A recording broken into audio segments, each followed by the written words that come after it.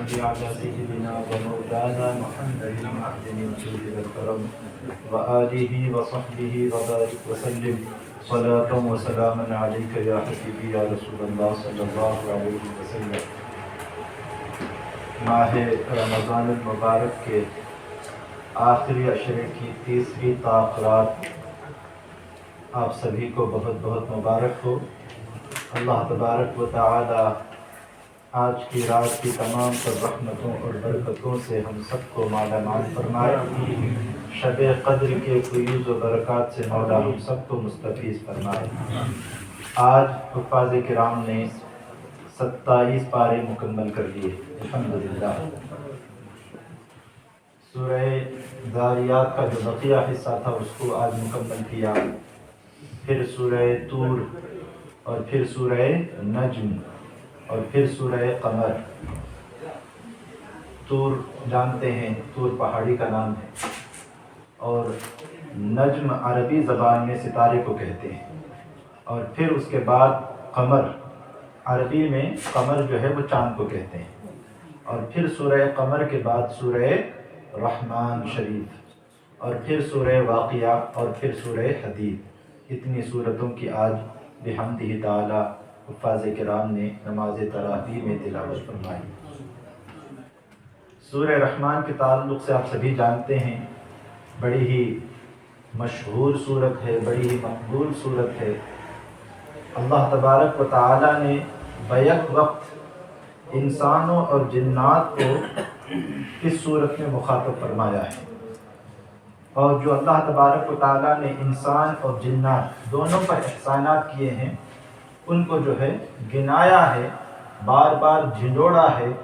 فَبِأَيِّ آلَاءِ رَبِّكُمَا تُكَذِّبَانِ، اے انسان اور جنات تم اپنے رب کی کون کون سی نعمتوں کو جھٹلاؤ گے۔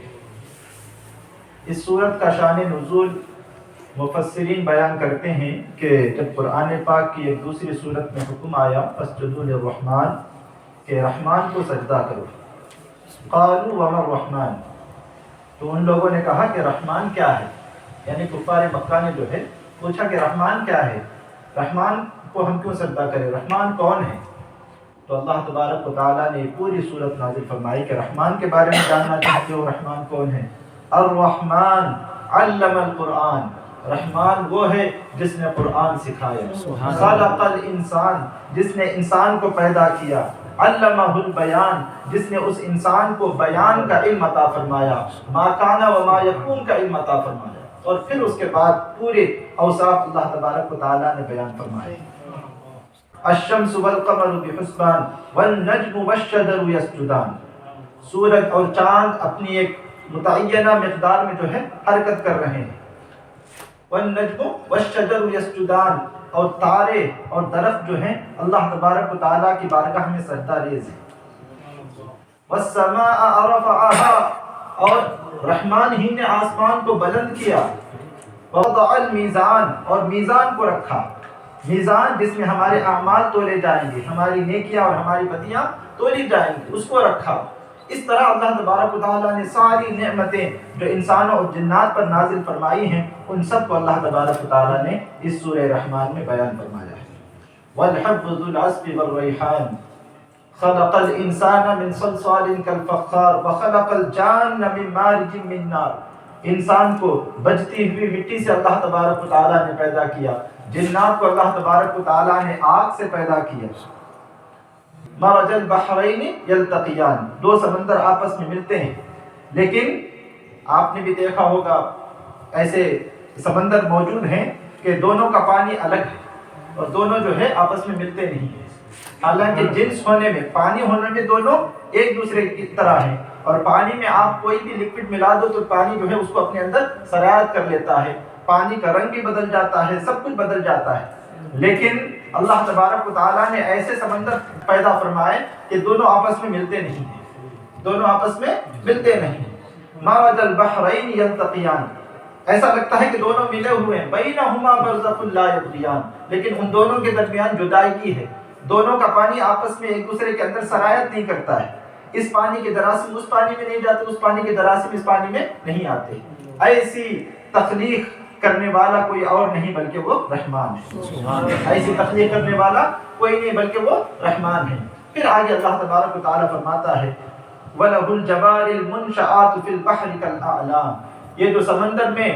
پہاڑوں کی طرح کشتیاں تیر رہی ہیں۔ قرآن پاک جو ہے آج سے 1450 سال پہلے نازل ہوا ہے۔ اس زمانے میں بھی کشتیاں ہوتی تھیں، حضرت نوح علیہ السلام کے دور ہی سے کشتی کا تصور پایا جاتا ہے، لیکن اتنی بڑی کشتیاں نہیں تھیں، چھوٹی چھوٹی کشتیاں ہوتی تھیں۔ لیکن قرآن اسی وقت کہہ رہا ہے وَلَهُ الْجَوَارِ الْمُنْشَآتُ فِي الْبَحْرِ كَالْأَعْلَامِ، اعلام کے معنی پہاڑ، یعنی تم سمندر میں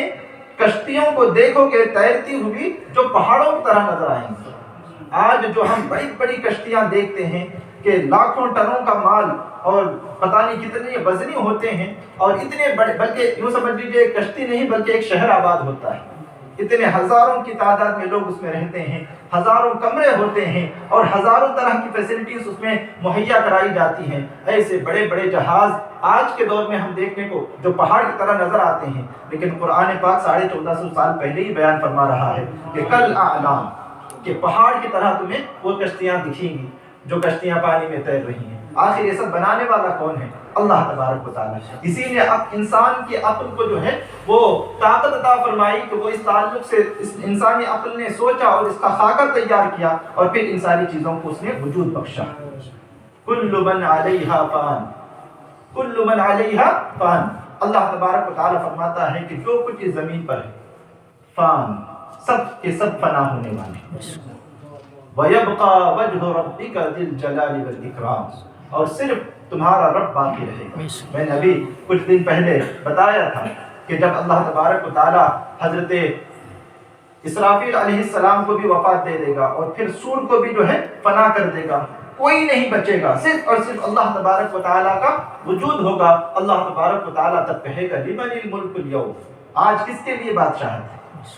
للہ الواحد القہار، اللہ ایک قہار کے لیے، اس کے علاوہ کسی کے لیے کوئی بادشاہت نہیں ہے، کسی اور کے لیے کوئی بڑائی نہیں ہے، جتنی بڑائی ہے سب کے سب جو ہے اللہ تبارک و تعالیٰ کے لیے۔ سورہ رحمان میں اسی طرح اللہ تبارک و تعالیٰ نے جہنم کا بھی تذکرہ فرمایا، جنت کا بھی تذکرہ فرمایا، جنت میں جو حوریں ہیں ان کا تذکرہ فرمایا۔ حور مقصورات فی الخیام، خیام مطلب خیمے، خیمے میں جو ہے، خیمے مطلب کیمپ، جنت کے جو خیمے ہیں ان کا تذکرہ اللہ تبارک و تعالیٰ فرما رہا ہے کہ اس میں جو ہے حوریں جنتی لوگوں کا انتظار کر رہی ہوں گی، وہاں کی نعمتیں اللہ تبارک و تعالیٰ فرماتا ہے کأنہن الیاقوت والمرجان لم یطمثہن انس قبلہم ولا جان،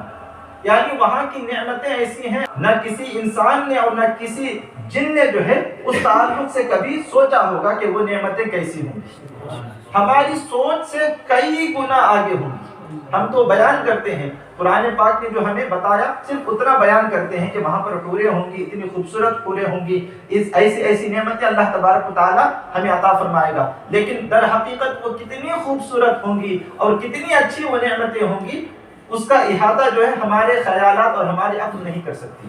بلکہ جب جنت میں جنتی جائیں گے تبھی ان کو اس کا پتہ چلے گا کہ یہ نعمتیں کتنی پیاری ہیں، کتنی عظیم ہیں، کتنی شاندار ہیں، جن کا کوئی مثال جو ہے دنیا میں نظر نہیں آتا، اس کی مثال دے ہی نہیں سکتے۔ اور پھر اس کے بعد سورہ واقعہ کی تلاوت ہم نے کی۔ سورہ واقعہ بھی بڑی ہی مشہور سورت ہے، حضور اکرم صلی اللہ تعالی علیہ وسلم نے سورہ واقعہ کی فضیلت میں یہ بیان فرمایا کہ جو شخص سورہ واقعہ کو روزانہ اپنے گھر میں پڑھنے کا معمول بنا لے تو اس کے گھر میں کبھی فاقہ نہیں ہوگا، اس کے گھر میں کبھی تنگستی نہیں آئے گی، اس کے لیے رزق اور روزی کا کوئی مسئلہ نہیں ہوگا، بلکہ اس کی روزیوں میں برکت ہوگی۔ میں نے سن 2018 میں ماریشس گیا تھا ماہ رمضان شریف میں تراویح کے لیے، تو وہاں کے لوگوں کا معمول ہے، یہاں جس طرح جمعہ کے دن سورہ کہف کی تلاوت مسجد میں ہوتی ہے، وہاں سورہ یاسین فجر کی نماز کے بعد اور سورہ واقعہ مغرب کی نماز کے بعد مسجد میں پڑھنے کا معمول ہے۔ باضابطہ امام صاحب بیٹھ کر پڑھتے ہیں نماز کے بعد اور لوگ بیٹھ کر جو ہے اس سورت کی تلاوت کو سنتے ہیں،